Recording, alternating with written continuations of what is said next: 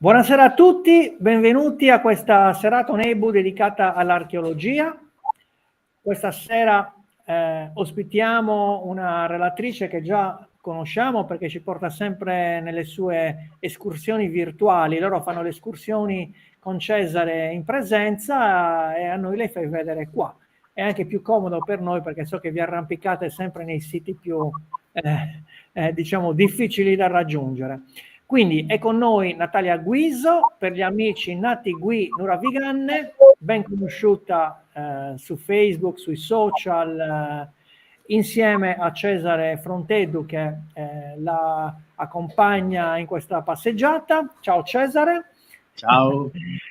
Allora, prima di iniziare, mentre ci stanno collegando i nostri amici di Onebu, mandiamo la sigla.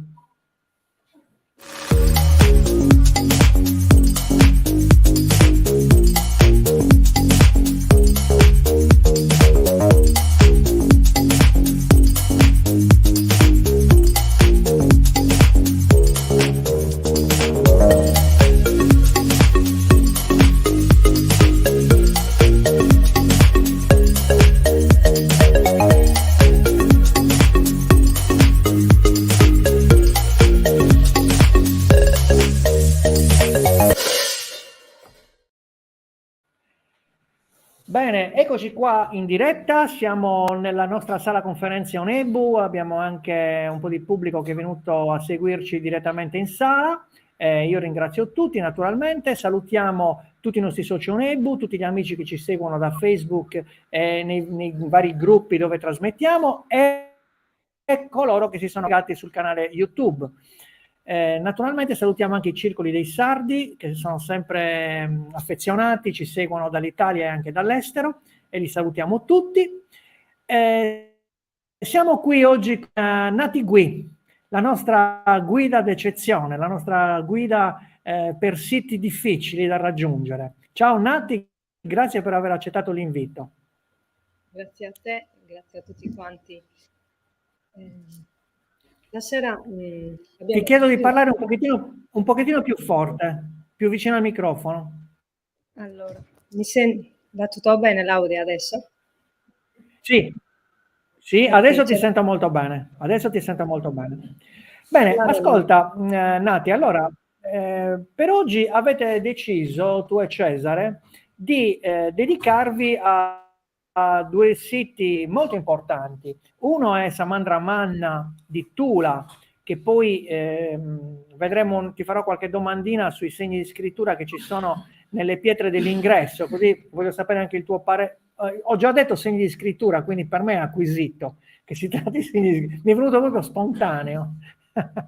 Poi invece parleremo di un sito interessantissimo, una Domus de Janas di Tissi, Sas Puntas, che è molto interessante per il fatto che è stata modificata la facciata dandogli l'aspetto di una tomba di giganti. Quindi presumo che sia nell'epoca in cui dall'età del rame si sta passando all'età del bronzo e quindi si sviluppa un riutilizzo, ma poi ci racconterete sicuramente voi. Tutti coloro che ci stanno scrivendo in questo momento, Maria Luisa, Francesca, ciao Elena, Giovanni, Elisabetta, Felice, ciao Felice. Ok, iniziamo quindi il nostro viaggio. Ti chiedo prima di tutto come mai hai scelto questi due siti? Allora, perché solitamente siamo abituati a, magari noi di solito riusciamo ad vedere siti particolari, però solitamente si parla o di tombe di giganti o nuraghi o fonti. Questi siti sono molto particolari, poi vedremo durante la trasmissione perché, durante l'esplorazione virtuale, il perché. Anche perché la Va Domus... bene. Okay. E l'audio va bene? Sì, l'audio va bene, ti ricordo sempre di parlare un pochettino a voce alta. Naturalmente ci sono ogni tanto delle interruzioni perché andiamo col satellite e quindi perché tu sei a Lula in questo momento e quindi adesso metteremo le diapositive e andremo subito nel cuore del viaggio in modo che voi possiate parlare liberamente senza interruzioni perché con l'interruzione abbiamo visto che c'è l'effetto eco che disturba. Va bene, Nati? Ok. Okay. Vuoi iniziare prima con quale? Esas puntas. Ok, esas puntas, quindi questa. Sì. Va bene. Allora, inizia pure, io silenzio il mio microfono perché altrimenti si sente l'effetto eco, così potrai parlare, girare tu le immagini, fai tutto tu. Ci sentiamo dopo. Va bene. Allora, come di consueto, presentiamo la zona. Ci troviamo nel Sassarese, però nella regione storica Corros Figulinas. Trovo davvero interessante l'esplorazione di stasera perché io prima di studiare tutti questi siti ero convinta che le Domus a prospetto fossero delle Domus Deianas. Invece le Domus a prospetto architettonico sono coeve alle tombe dei giganti subaeree, quelle che noi, per noi sono più familiari.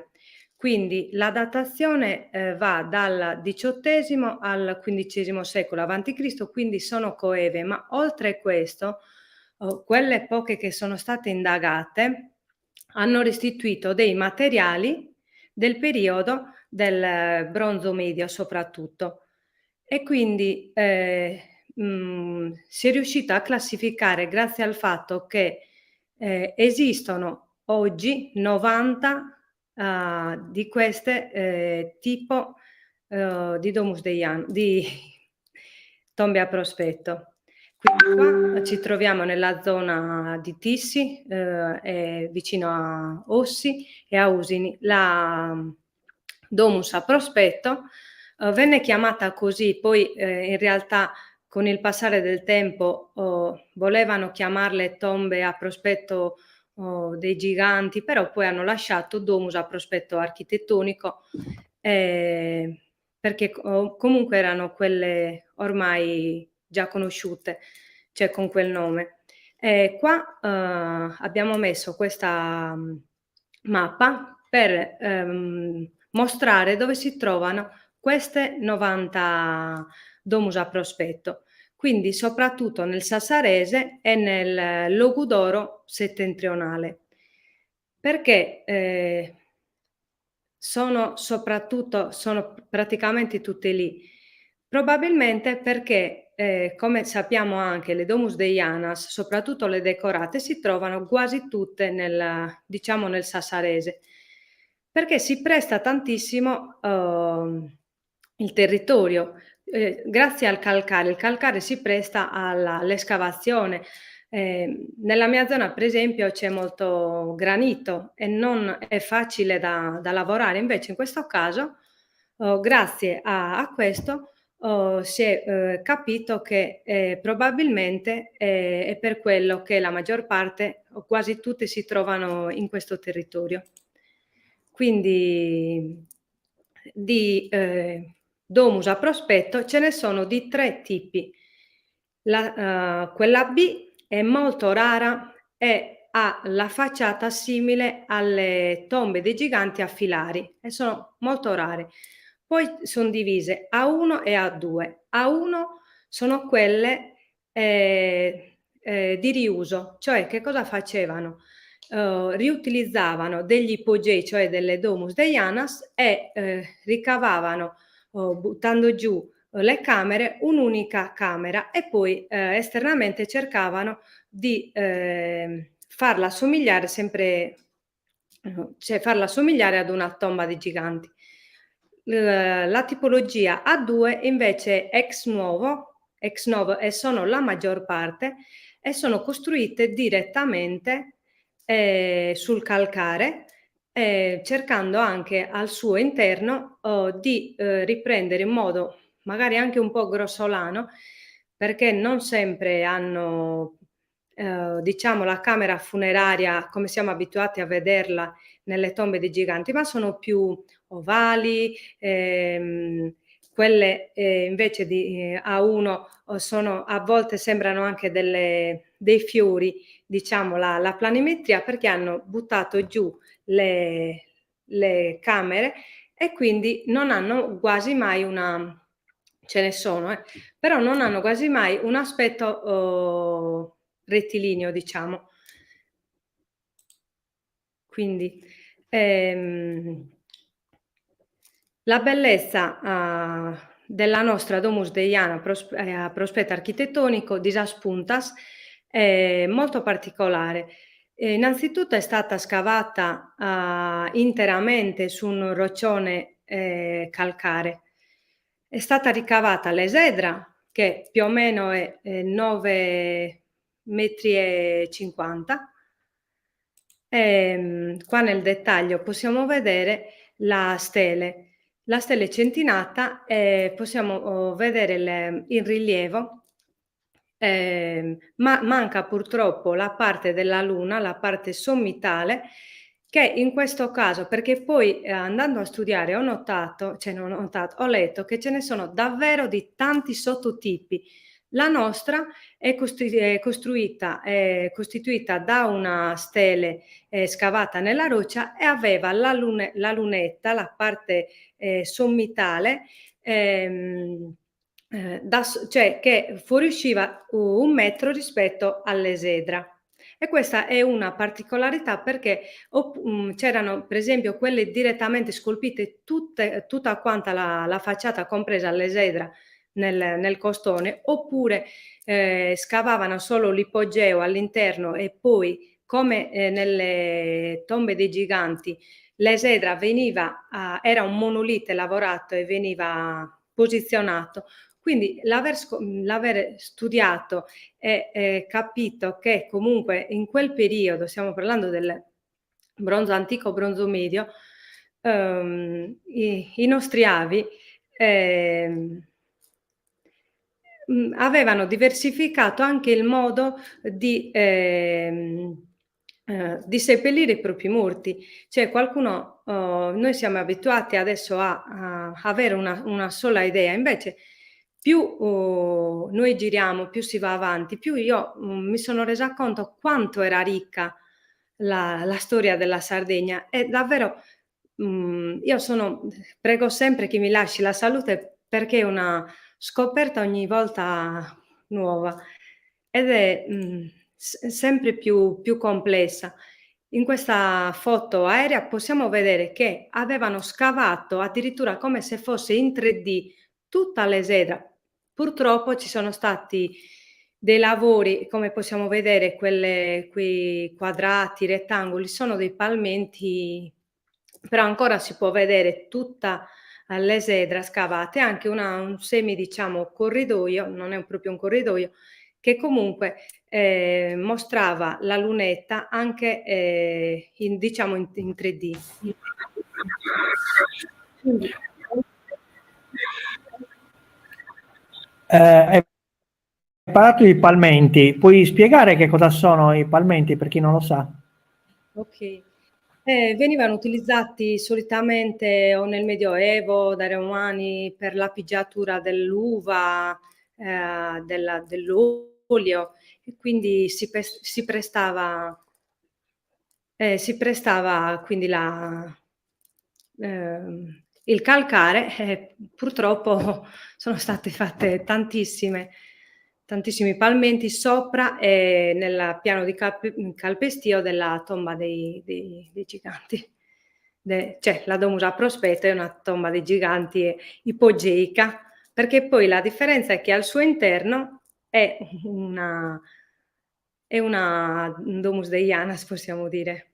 Poi la vedremo. Quindi qua c'è la lunghezza che è 3,90 metri, la larghezza che è 9,50 metri. Qua possiamo vedere che ci sono 2 banconi sedili.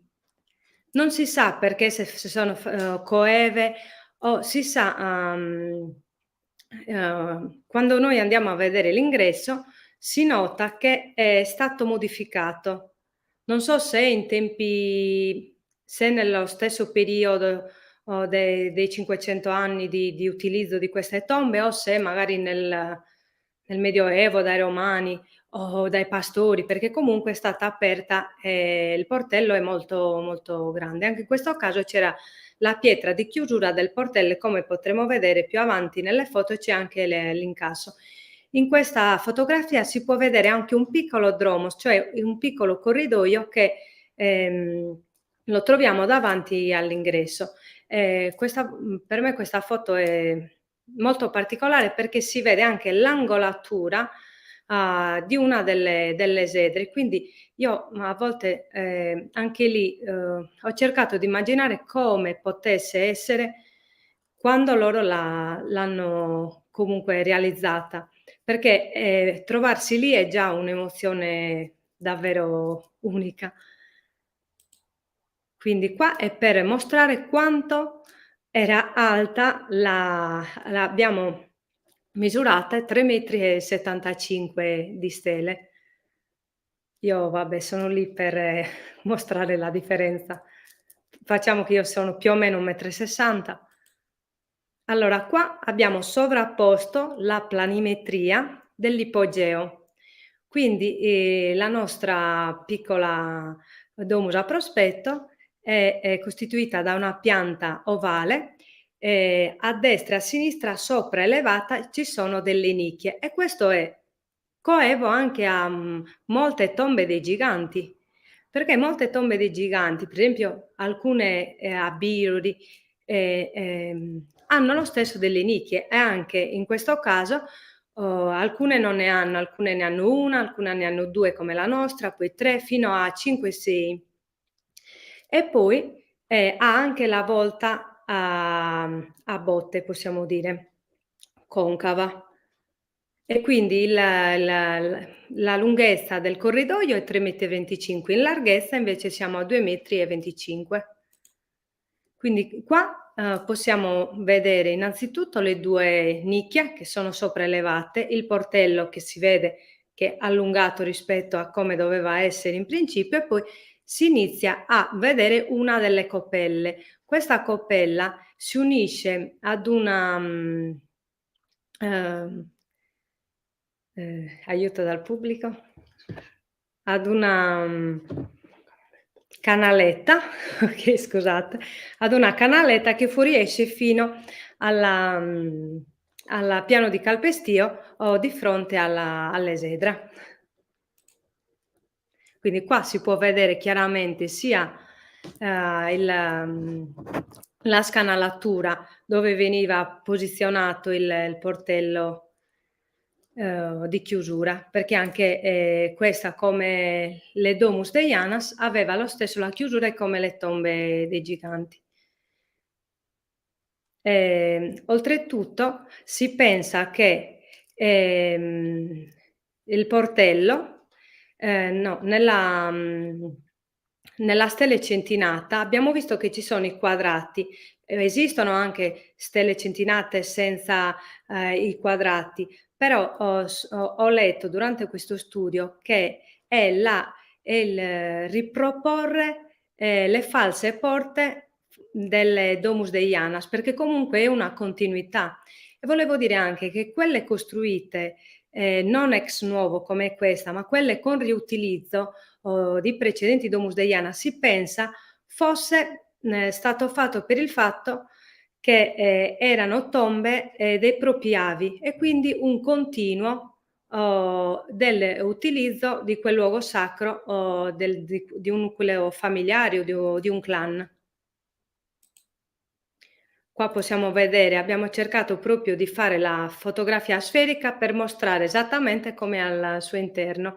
In effetti ha il soffitto concavo, le nicchie e poi anche il pavimento è a forma ovale. Si vedono qua entrambe le coppelle, che anche questo è tipico delle Domus Deianas. Quindi, a parer mio, c'è sempre una continuità delle genti che poi sappiamo che nel periodo del bronzo ci sono stati dei cambiamenti epocali, però le genti sarde si sono semplicemente evoluti, per quanto mi riguarda. Ovviamente anche con scambi con altre genti, popolazioni ovviamente. Qua di nuovo stiamo proponendo esattamente, magari non si vedeva prima, le 2 coppelle e poi la parte sommitale, la parte, concava del soffitto. E questa, è stata presa da tisicultura.it, e ci dimostra come doveva essere, quando era, diciamo, nel periodo massimo del suo splendore, perché poi è anche sopraelevata rispetto al piano di non di calpestio, ma al piano, vediamo che ci sono quasi 2 metri dalla parte più bassa del costone. Volevo chiederti, allora, è interamente scavata nella roccia? Questa tipologia è interamente scavata nella roccia, perché sono andata a leggere anche che alcune al loro interno, nell'ipogeo, avevano proprio i filari, una invece è come se fosse stata incastrata all'interno, è una tomba dei giganti, però incastrata dentro un ipogeo. Quindi ci sono davvero tantissime tipologie. La nostra è completamente scavata sulla roccia e nella parte sommitale della lunetta della stella, e probabilmente anche nello scritto che ho letto, c'erano i 3 bettilini che erano comunque per riti sacro-funerari, riti che forse un giorno magari potremo scoprire trovando qualcosa di scritto anche. Sarebbe fantastico. Quindi questa, è terminata. Non so se vuoi aggiungere qualcosa, se ci sono delle curiosità. Sì, ascolta, ho visto che ci sono 2 banconi sedili, come giustamente hai detto tu. Hai pensato che fossero... Allora, io mi sono fatto un'idea, te la espongo qua.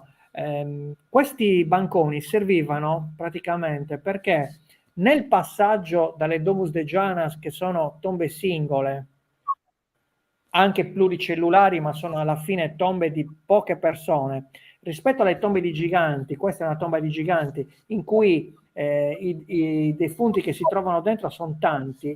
In questi casi il rituale occupa molte più persone, quindi la gente che confluiva per fare un rituale funerario delle Domus de Jonas erano pochi e non avevano bisogno né dell'esedra né di questa piazzetta che c'è davanti. Invece nelle tombe di giganti c'era proprio l'esigenza di far radunare tutta la comunità e quindi hanno inventato sostanzialmente questa nuova tipologia. Tu Sì. cosa ne pensi?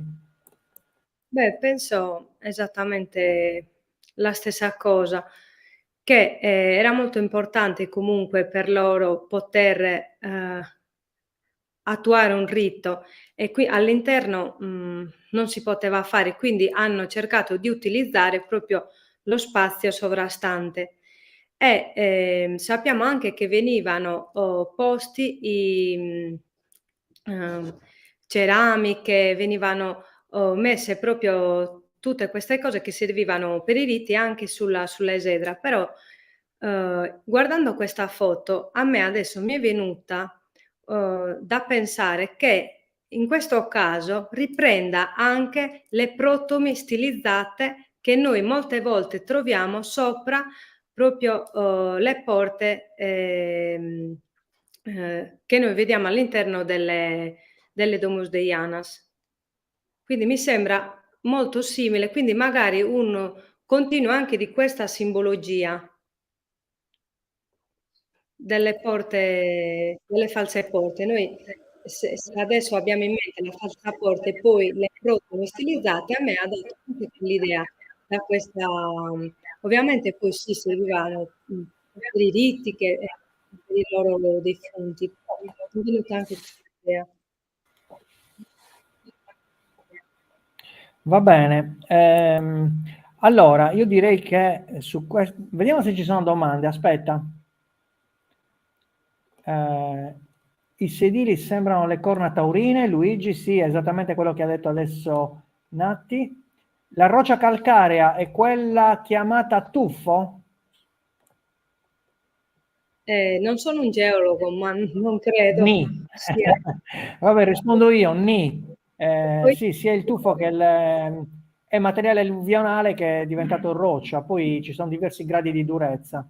no, ma poi il tuffo è Eh, quello che c'è a Roma, quello che utilizzavano gli Etruschi non che utilizzavano, quello che c'è in Etruria per poter costruire le loro tombe, però calcare, come quello della mia montagna, Montalto, tutta in calcare.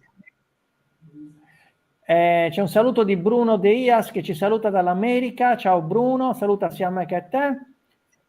Ok, allora diciamo che possiamo passare quindi all'altra. Ho visto che non ci sono domande particolari.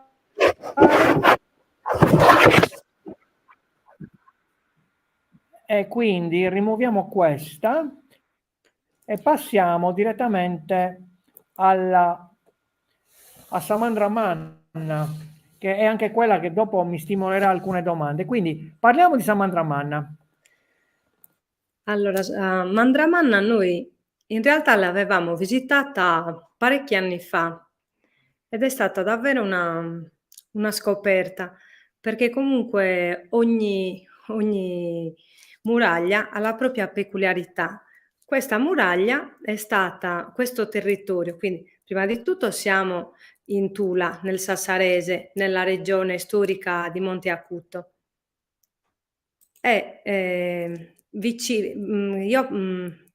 Grazie al fatto che ci sia il lago Coghinas, quest'area è stata fin dal Neolitico vissuta per la fertilità dei campi e anche per la pastorizia.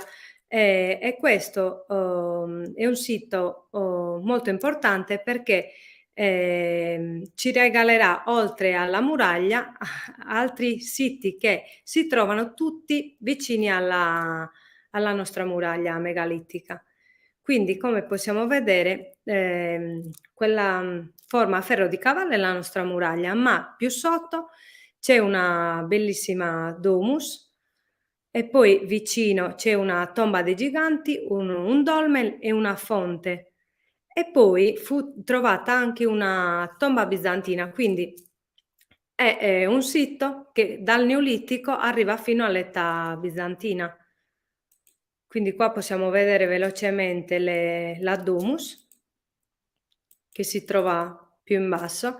Poi invece questa si trova proprio vicino, un po' di fronte, diciamo, alla nostra muraglia. Questo è il dolmen e questo invece è la nostra muraglia megalitica, che anche a Monte Baranta c'è una sorta di forma simile, diciamo, quindi magari c'è anche un richiamo. In effetti sono coeve perché le muraglie megalittiche sono datate attualmente al periodo di Monteclaro, quindi stiamo parlando del metà del III secolo.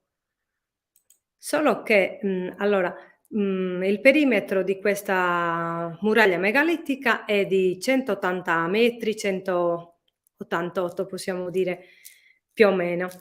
L'ampiezza massima è 41 metri e invece la larghezza del ciglione, possiamo dire, però non è altissimo, diciamo, in questo caso il ciglione.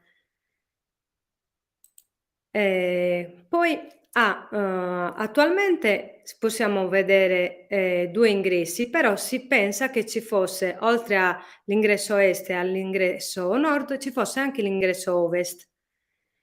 Quello che è molto interessante è che nel periodo del bronzo antico è stato inglobato al suo interno un protonuraghe, di cui parleremo perché si pensa probabilmente che sia la forma più antica di questa edilizia. Infatti è stata datata da alcuni al 1600, però con il radiocarbonio 14 la datazione è 1008 avanti Cristo, 1007.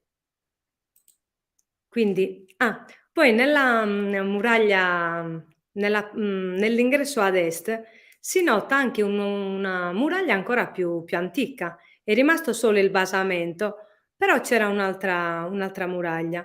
Invece la nostra muraglia è, nelle parti più alte arriva fino a 3 metri, è larga da 2,40 fino a 10 metri.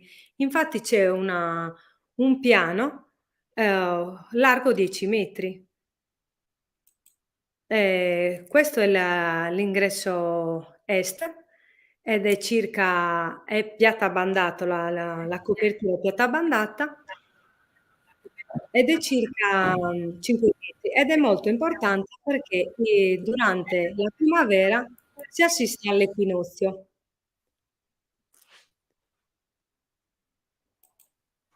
Quindi qua invece ci Aspetta troviamo. aspetta un attimo che mi è incuriosito. Torna un attimo nella diapositiva precedente. Qua Ok, questo sembra molto Monte Baranta. No, no, no, proprio l'ingresso. Questo somiglia moltissimo a Monte Baranta. La differenza sostanziale, vabbè, lo posso girare anch'io da qua, è che, no, no, fermo, fermo, le giro io le slide, che questa muraglia megalittica è almeno 6-7 volte più grande rispetto a quella di Monte Baranta. Quindi presumo che la funzione fosse leggermente diversa. Tra l'altro da qui non si nota, non so se lo farete notare nelle prossime fotografie, però quando sono stato qui a Samandra Manna, diciamo, dall'ingresso, dal probabile accesso ovest, posizionati sopra il probabile accesso ovest, guardando spalle al sito, c'è un panorama fantastico perché sei in un'altura e quindi vedi uno spazio immenso, sembra quasi un punto di avvistamento. Quindi io penso che qui svolgessero sicuramente delle funzioni interessanti, se non addirittura quelle di mercato di tutte le comunità che vivevano nei pressi. Sì, Il fatto che ci sia il protonuraghe e poi il protonuraghe io non sono entrato dentro, l'ho visto da sopra perché ho fatto una passeggiata sopra la muraglia e è stato praticamente sostituito da un ingresso, cioè l'hanno semi-demolito e modificato.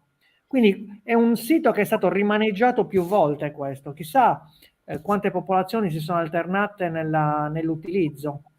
sì, infatti la muraglia risale al periodo di Monteclaro, invece il protonuraghe risale al periodo del bronzo antico, quindi sì, sono passato parecchio tempo e ci sono proprio gli scavi che hanno comunque stabilito il fatto che sia stato modificato, ma anche l'ingresso è stato allungato e poi gli è stata aggiunta la camera a nicchia. E quindi si pensa che non si pensa, grazie alla datazione è uno dei più antichi, protonuraghi. E qua, possiamo vedere l'accesso nord. Questo corridoio è stato, ingrandito, durante, il periodo del bronzo. Ed è molto interessante anche perché il protonuraghe è stato costruito sopra una capanna. E, questa capanna ha restituito dei materiali, almeno per gli studi che sono andata a leggermi, dei materiali del periodo del Bronzo Medio e ha restituito anche della cenere, dei resti di carbonio, di carbone, che mostravano un'incannucciatura, cioè che in quel luogo veniva utilizzata la legname per poter costruire, chissà, magari qualche scala, qualcosa negli ambienti, diciamo. Invece nella camera a nicchia sono stati trovati dei focolari con resti anche di cibo. Quindi si pensa che fosse utilizzato per vari motivi. Essendo stato utilizzato Ti così tanto. chiedo, ti chiedo un attimo. Allora, qui in studio abbiamo avuto un piccolo problema. Si è disattivato il videoproiettore. Quindi torno qualche slide, facciamo una piccola ripetizione. Torno qualche slide indietro in modo che anche qua dalla sala possano vedere. Puoi riprendere da qua. Ok, qua. Ok, questo è il corridoio dell'ingresso nord. Questo corridoio è stato ampliato nel tempo perché la muraglia è datata alla cultura di Monteclaro, però il protonuraghe si pensa sia proprio l'esempio più antico, è del 1800 a.C. Come stavo dicendo, all'interno della muraglia è stato inglobato un protonuraghe. E in questa foto possiamo vedere che al di sotto del protonuraghe c'era una capanna. E quindi si può ancora vedere qualcosa della capanna, e in questa parte esterna si sono trovati dei materiali del bronzo medio. Stavo dicendo anche che nel corridoio sono stati trovati dei materiali carbonizzati dove ci davano l'idea dell'utilizzo del legname come magari soppalchi.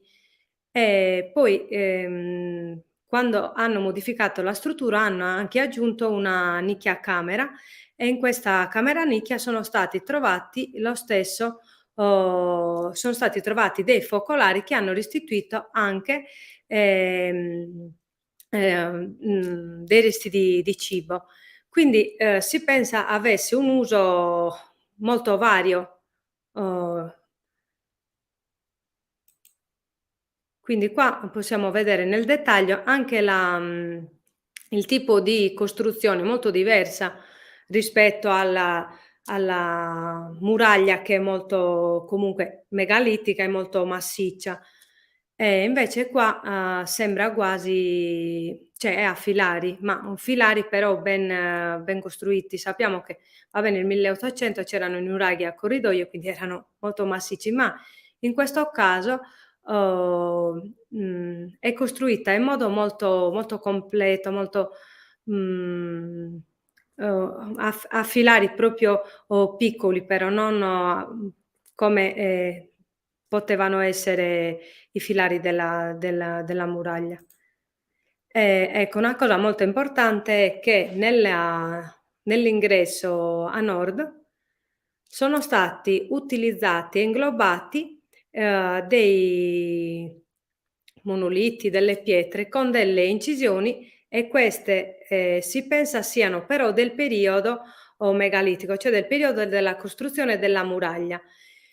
Quindi, come possiamo vedere, ci sono delle incisioni sia verticali, orizzontali, qualcuno ci vede dei capovolti, e il fatto che ci siano delle piccole coppelle richiama alcune ceramiche ritrovate della cultura di Monteclaro a Oliena, a Biriai. Questa è l'unica associazione che hanno fatto. Però l'idea, quindi come ho detto, le pietre sono più antiche rispetto alla costruzione del protonuraghe, però io mi sono fatta questa idea che sia un messaggio, sia che sia quando è stato utilizzato, sia nel periodo della costruzione di Samandramanna, della muraglia. In alcuni libri c'era scritto che magari propiziavano o ricordavano alla popolazione che magari in un determinato periodo si facessero dei riti, e quindi comunque associavano all'immagine le parole, anche se magari non sono ancora mhmm, fonemi, non sono ancora delle lettere. Per quanto mi riguarda, a chi abitava in quel luogo, ma comunque ne ho visto anche in baronie, eccetera, potevano associare a delle immagini o a un qualche messaggio che desse l'idea del significato. Io penso anche che quando poi è stata riutilizzata, lo stesso è stata riutilizzata proprio con quello scopo. Io ho pensato, magari è stata riutilizzata nella muraglia per dare un messaggio alle persone che magari arrivavano lì.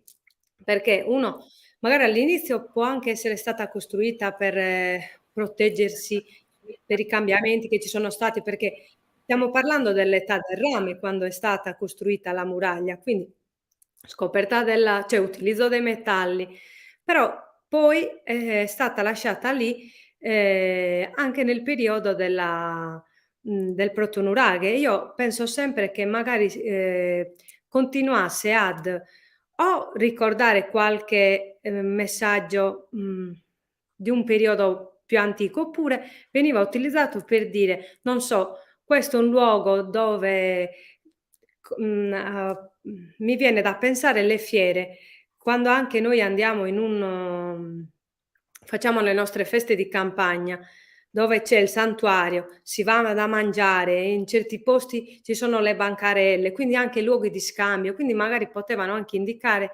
un luogo dove in un certo periodo veniva, cioè succedevano queste cose. L'idea invece di Cesare è che volesse dire che la popolazione, i guerrieri con la spada marcavano la pietra per mandare un messaggio che in quel luogo era un luogo di pace, quindi da lì in armi non si entrava. Quindi Ascolta, ehm,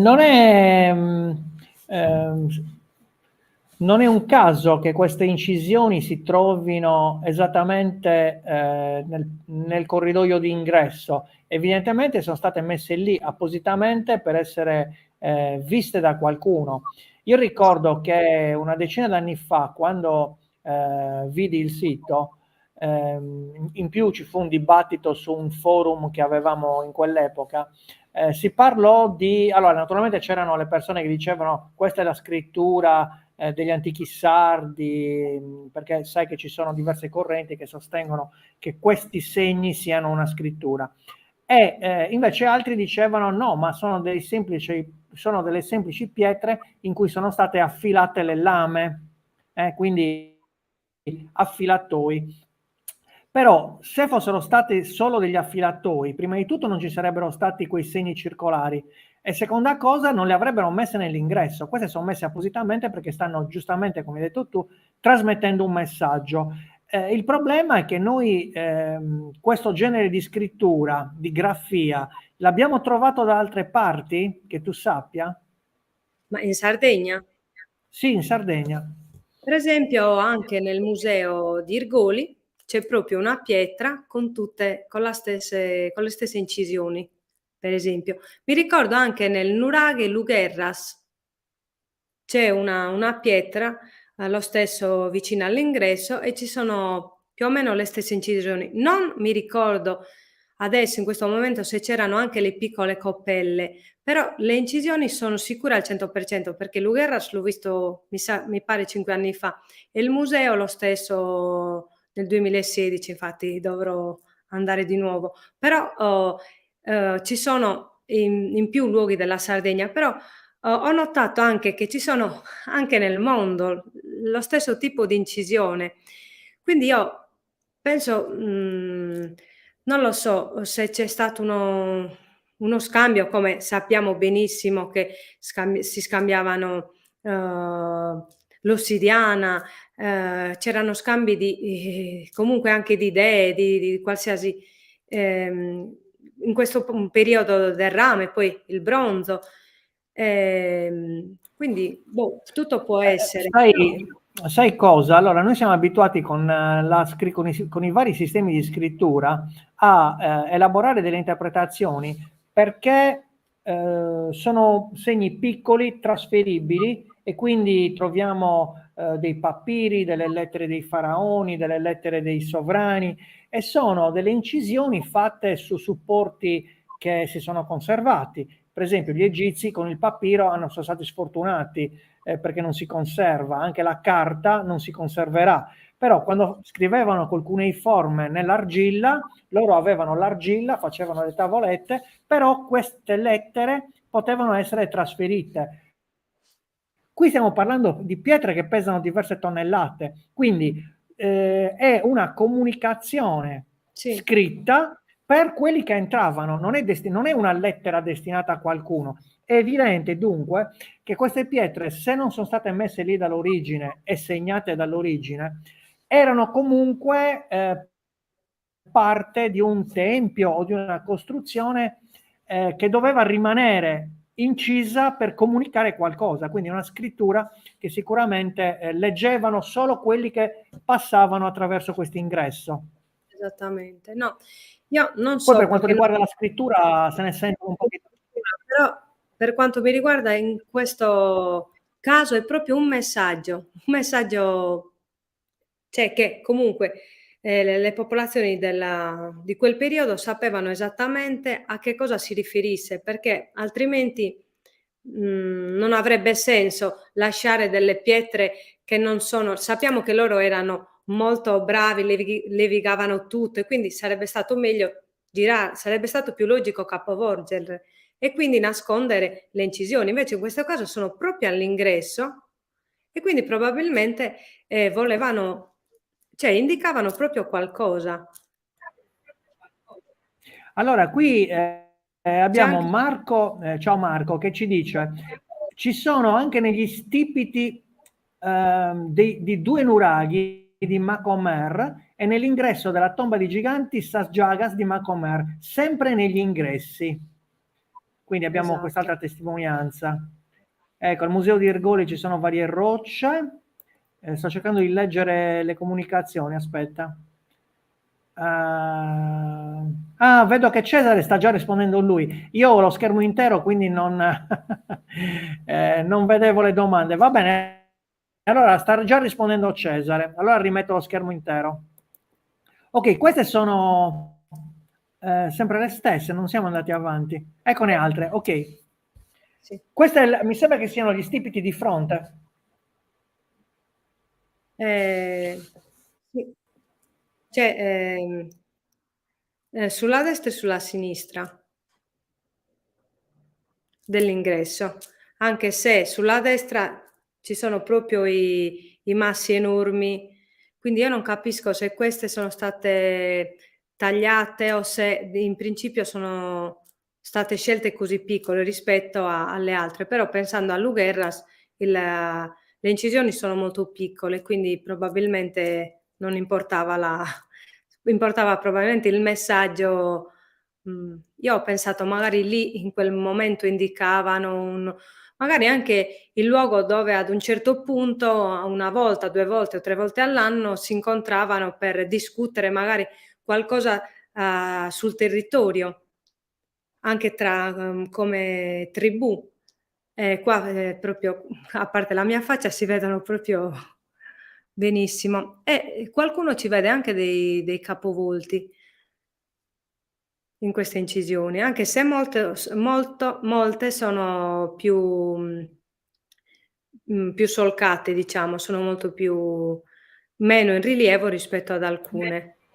Magari anche quelle quelle alte. Chiedo, chiedo anche qui nel pubblico, aspetta un attimino che intanto esco dallo streaming qua, ok, così ci siamo noi. Qualcuno di voi ha qualche domanda per Natalia? Cosa ne pensate voi? Secondo voi è scrittura oppure sono graffi? No, è un messaggio, un messaggio. Qui il pubblico approva. Ha già provato a decifrarlo? Ecco, qualcuno ha già provato a decifrarli? Ufficialmente non so, però so che molti appassionati ci provano. Però anche a livello, diciamo planetario stavano cercando perché ho un amico su Facebook francese che le posta ogni tanto, ne posta parecchie. e sono simili, quindi essendo il periodo del rame, almeno in questo caso, potrebbe, boh, avere qualche. Ascolta, nel sito di Samandra Manna, che tu sappia, che tipo di reperti sono stati trovati? Allora, ollette, vasi, tegami e soprattutto, del periodo del Bronzo Medio. Cultura turriga, turricula. Okay, spero di averla. Saturricula. Allora, Saturricula. la cultura saturricula avviene prima della cultura, cioè è quasi contemporanea alla cultura Santirogi, parliamo del 1600 a.C., ed è caratterizzata saturricula da capanne nei villaggi che presentano una. Allora, non ci sono ancora i nuraghi con le torri, sono tutti nuraghi a bastione, protonuraghi chiamiamoli, e le capanne sono infossate, quindi praticamente quando decidono di costruire una capanna realizzano un mezzo metro di profondità, uno spiazzo, quindi sistemano la coibentazione sotto, mettono dei muretti per un'altezza di circa 1 metro e poi fanno la chiusura naturalmente in legno, perché erano capanne in legno. Ecco, la cultura saturricula è caratterizzata da questo genere di edifici. Poi c'è Santirogi dove abbiamo le spade, quindi Anche a cambiamo, Sas entriamo proprio nel bronzo medio. anche a Saspunta è stata trovata la stessa cultura di Saturricula. Ah, ok, ok. Va bene, vuoi aggiungere qualche altra cosa su questi siti? Quale ti è piaciuto di più? No, io non ho preferenze, non ne ho mai preferenze. Piacciono tutti. Mi hai Sì, detto l'altra volta che ne avete visitato con Cesare oltre 600. siamo arrivati a 600 adesso. Io sto aspettando il libro, perché non è che ve li potete tenere per voi. Lo so. Me l'hanno chiesto già 4 anni fa, però spero di laurearmi al più presto, e quindi poi magari quello. Per avere un pochettino di tempo. Ma sai, i libri bisogna scriverli di getto, poi ci si pensa alle correzioni, però man mano che vivi l'esperienza devi sempre scrivere. Fai 2, 3 Esatto, paginette per ogni sito e poi te lo trovi già pronto, non devi fare altro che assemblarlo.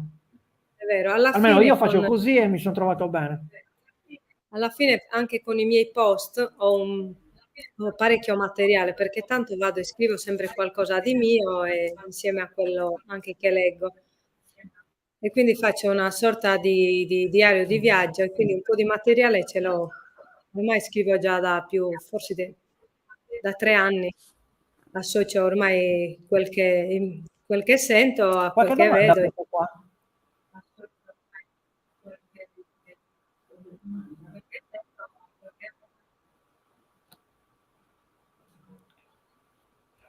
Va bene, allora Natalia, io ti ringrazio per questa serata, sei stata gentilissima ad aver accettato l'invito, anche Cesare che un po' ci ha dato una mano anche sia con le immagini sia con insomma, le risposte che è riuscito a dare. Ecco, c'è un'altra domanda di Marco Pisano. Dice Natalia, posso avere notizie della tomba di giganti che c'è vicino alla muraglia? Sì, ecco, te lo dovevo fare anche io, perché hai parlato sia della domus che c'è sotto la muraglia, sia della tomba di giganti, che tra l'altro io quando sono andato a Samandarmana non l'ho trovata, l'ho cercata e non l'ho trovata, mea culpa. Invece ho trovato delle domus poste ben oltre la muraglia, nel boschetto che c'è dietro. Ecco, dacci 2 notizie sulla tomba di giganti e su queste domus. Allora, la tomba dei giganti, magari non si riesce bene a vedere perché c'è stata costruita sopra una casetta, quindi si vedono solo i filari purtroppo di una parte del corridoio. Quindi non c'è tanto da vedere, però, è bellissima lo stesso e se uno quella è proprio la parte il sito più vicino, all'ingresso nord. Si possono vedere solo alcuni filari. Solo che adesso, uhm, non sto ricordando se era di tipo a filare o ibrida, però ho l'immagine che erano tanti bei conci piccolini a filari, quindi probabilmente era tipologia a filari. Quindi stiamo parlando delle domus che non avevano più la stele. Ho visto che ci sono delle pietre abbastanza piccole, lì ci sono pietre in calcare e quindi ritengo che fossero filari anche io. Normalmente le tombe megalitiche, insomma, si trovano dove c'è granito, insomma, dove ci sono materiali molto duri. E invece la domus che c'è sotto? È bicellulare, ha 2 piccole camere, è stata scavata in un piccolo roccione. Sembra quasi un dolmen la facciata, è molto carino. È piccolina, però è molto bella. Anche quella è un po', vicina ad un muretto. Purtroppo è stata rimaneggiata troppe volte anche, è conservata bene, ma manca tantissimo del sito perché è stata utilizzata anche, per fare dei muretti a secco. Forse, non l'ho detto, ma nel corridoio, nel protonuraghe, è stata trovata una sepoltura di un soldato bizantino. Quindi anche loro avevano scelto, stiamo parlando del V-VI secolo dopo Cristo.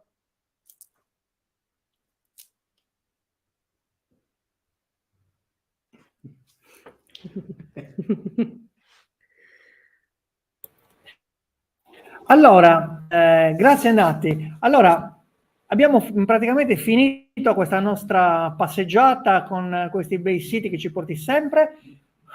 Puoi rilassarti. Grazie ancora. Salutiamo Cesare.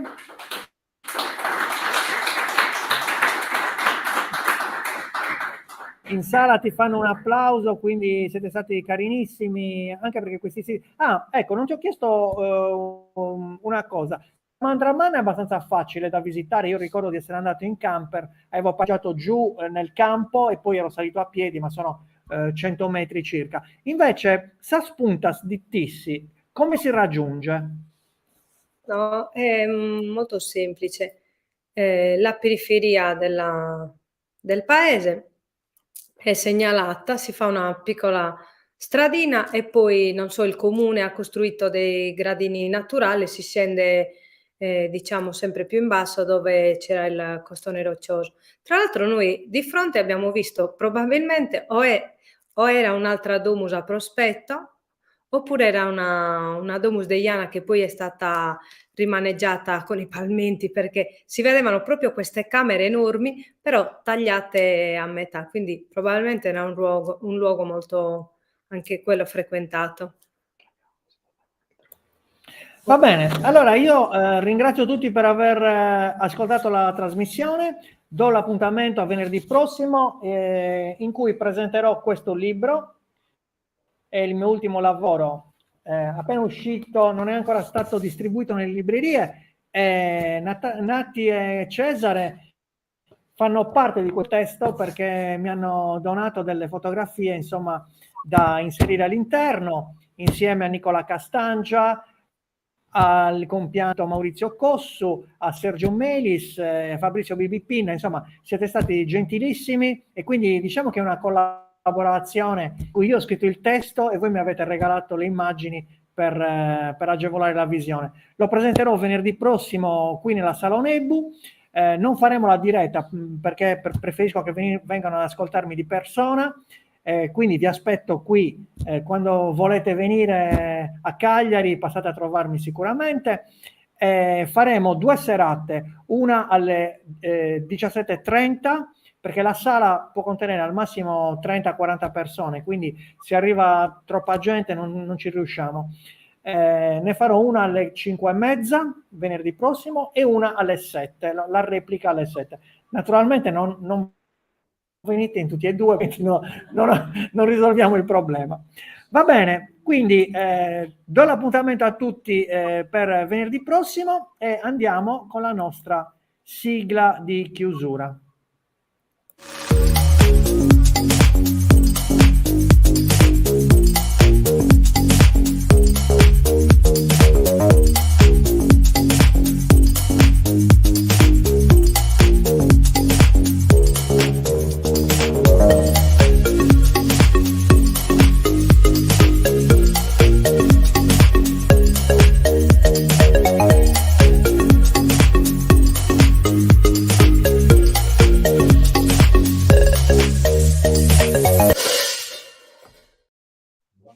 Bene, buona serata a tutti, grazie per aver partecipato. Grazie per la passione.